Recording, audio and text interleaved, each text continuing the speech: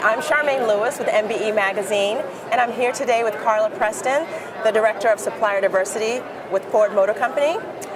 Good to see you today, Carla. Good to see you, Charmaine. How are you? I'm wonderful. Awesome. Thanks for stopping by. Thank you. Talk to me about your relationship with MBE Magazine throughout the years. MBE is a very special relationship with Ford Motor Company, and we're very appreciative of the partnership. MBE is, as a vehicle, we consider it both a traditional print vehicle as well as a social media vehicle to share the message about supplier diversity, about the inroads that minority businesses are making, not just with corporate America, but on their own, and being able to diversify into other businesses. So the magazine, I love to get it when it comes and you see I love to always see who made the cover, because that's always so exciting. Who makes the cover? But once you open it, it's like I'm engrossed in it, and I feel my colleagues are as well, that we want to read the stories and we want to understand about the companies and the messaging, and not just about the MBEs, but learning about some best practices from our counterparts at other companies, because that's what it's all about. We believe that at Ford, while we have a 37-year-old program, it's always about getting better, moving the needle, understanding that there's new things out there that we may consider or may take and then evolve it to make it something, as we call it, the part of the Ford brand.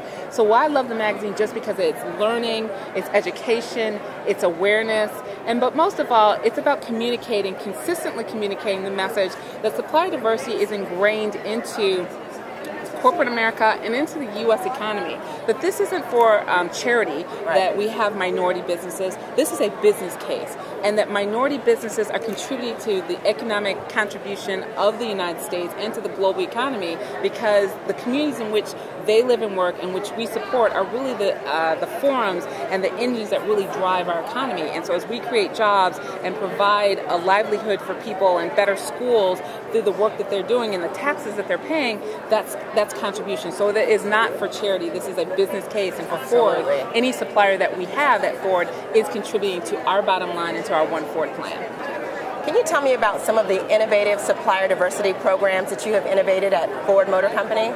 So we understand that while we have over 300 minority women and veteran suppliers, it's not about the number of suppliers that you have. It's about the continued business relationships that you have with them. So we have over 30 suppliers that have over 20 consecutive and sustained years of business with Ford, who support us on both the direct and indirect. And part of that is the innovation that we do with them is that we're trying to move them from being just sequencing and kitting and labor arbitrage to moving them to being able to build parts and systems and components for our vehicles, or to support our plants by working on machinery and tooling and prototypes, and being able to, again, support what we do, which is make cars, trucks, and SUVs. And that's very important, because when you get on those programs, those are the programs that when we design a new F-150, that vehicle is going to be with us for probably 4 to 5 years. And then we're working on the next iteration, but you're getting on the long term, and that's where the economic wealth is, because you're on a program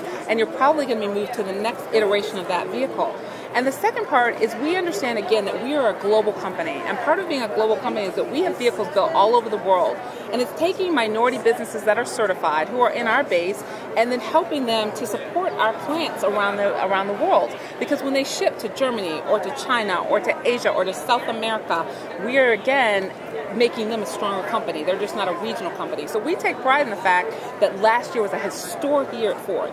We launched 24 global vehicles. That is unprecedented in the automotive industry. And in the United States, we launched 8, and in the Americas, we launched 16. Of the 16 launches that we had in North America last year, 66 minorities supported those launches. Again, it's getting them onto the vehicle, helping them support the plants that those vehicles are being made in, and that's innovation. Innovation is saying, how can we help you to grow as Ford grows? And a particular program that we do for innovation is called our Joint Technology Framework. That's a very important program for us at Ford, because we're the only ones in the industry that allow our minority women and veteran suppliers to have access to our intellectual properties, patents, processes, and people. And then that allows them to, again, take something that we have, use it for their business, and grow their business. And they don't even have to use it for Ford. They can actually use it for other industries, or even to expand and to diversify themselves. So we're very proud of those three things. That sounds amazing, and what a great business model. So thank you so much for sharing that. Oh, I appreciate that. My last question for you is, what are you hoping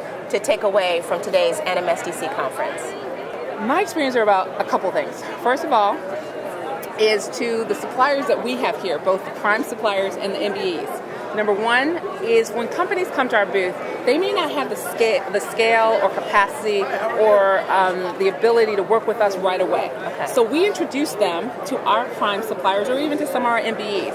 That's doing a couple of things. That's bringing them in and introducing them at the right level of the automotive supply chain. There are up to 8 to 10, depending on who you talk to, tiers in automotive. Okay. That's a lot of wealth. There's a lot of opportunity. You don't have to come in and work directly for the Ford or Fiat Chrysler or GM or Toyota, Honda, so on. You can work for their tier 1 suppliers or even their suppliers and then move your way up to be successful. So this conference allows me, because I have so many of our tier 1 prime suppliers and MBEs are here, to make those introductions if we feel that there may not be a fit right now at Ford.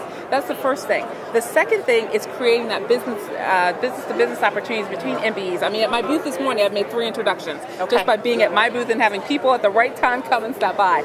You can't do that anywhere else. Right. The third thing is just the learnings that you get. I mean, we get the next 2 days of conferences, and I always look forward to that because, again, I'm here to learn and develop both professionally and have my team develop so we can take those best practices back that we learned and share them with the Ford team and, again, create momentum and energy and create something from this conference. It's a palpable energy. When you come in here, you can feel it and feel the excitement and feel the passion that people have for it. And to take that back to Ford and say, hey, these are things we learned. Again, we just didn't go and have a boondoggle in San Diego. We actually learned some things, and we met people, and we met some new companies that we'd like to, again, either bring back in to work directly with us or to make that introduction to our tier 1s. Wonderful. Well, I wish you much success today. Yeah, that's you. Thank you so much for stopping by. All righty.